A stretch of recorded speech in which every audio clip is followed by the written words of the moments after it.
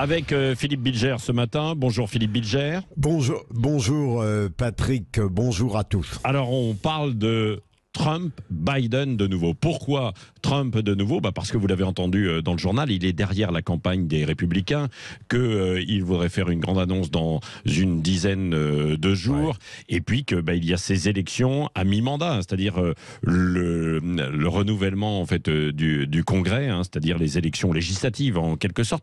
Comment vous voyez, vous, ce match retour en quelque sorte, peut-être déjà Biden-Trump, Philippe Bilger ?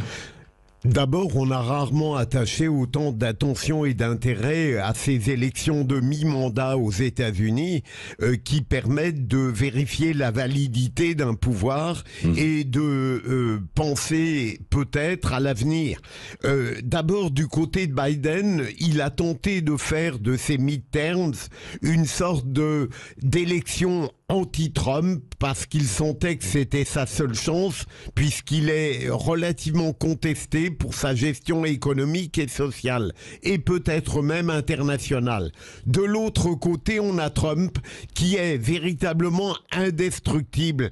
Qui pouvait penser après le scandale du Capitole qu'il serait encore l'homme fort, peut-être encore davantage, des républicains? Il est clair que si les républicains l'emportent largement comme on le prévoit, aussi bien au Sénat qu'à la Chambre des représentants, ça va compliquer la tâche de Biden.